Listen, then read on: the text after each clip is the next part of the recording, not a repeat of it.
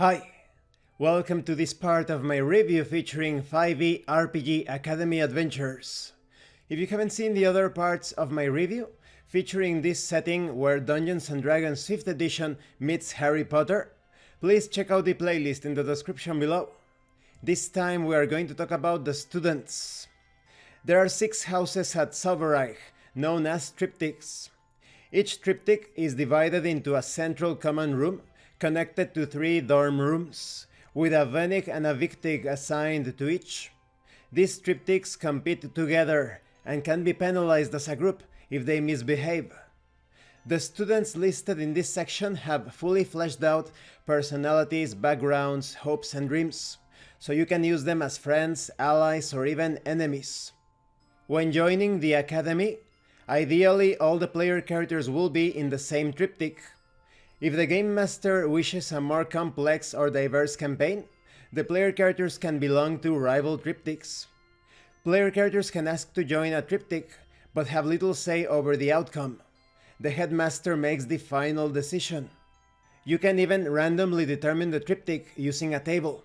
It's going to feel like that scene in Harry Potter when the hat is choosing the triptych, or rather the house, for you in that situation. At the end of each quarter, all triptychs are graded for their performance with a point system.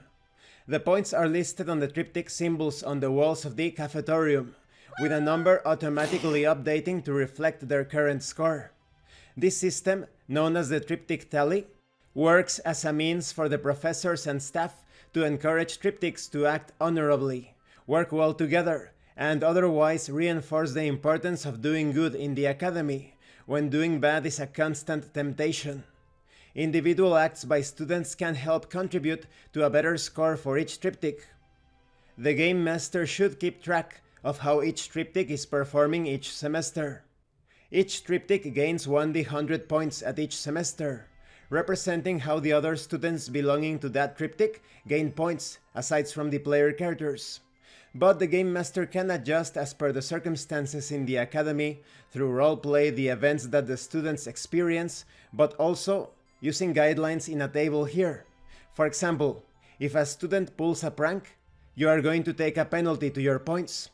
The same applies to defeating lawful monsters, failing an assigned task, disobeying a professor. But you can gain points by perhaps winning at a game of Sauvage, defeating chaotic monsters, completing great deeds, healing, curing or restoring others. Let me give you a few details of each of the triptychs. You have Badger Paw. Badger Paw is an aggressive triptych under the leadership of Adrian Frost Appleby, who is determined to prove his worth and took on being a captain as a challenge. Then we have Croc Attack. Croc Attack is a triptych in flux.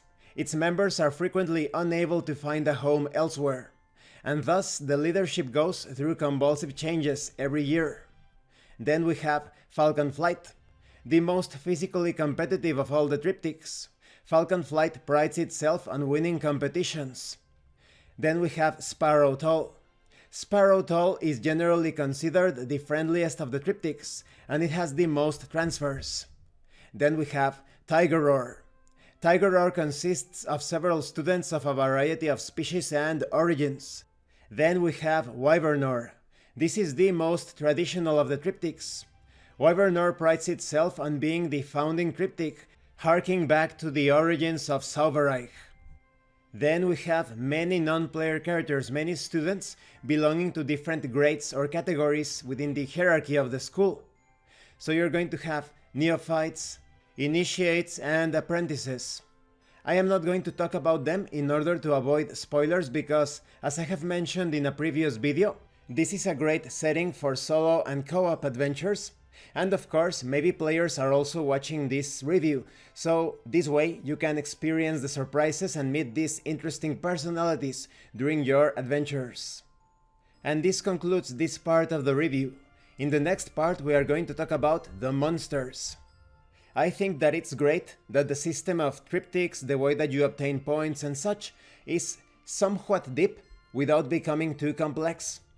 And the NPC students are very well developed, that is, their backgrounds connect with other non-player characters in the setting, and each one of them has enough information to present various adventure seeds.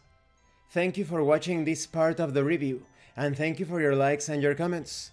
If you have any questions or comments, please let me know. And thank you so much to those of you that are going the extra mile to support the channel. If anyone else wishes to further support the channel, the information on how to do that will be in the description below.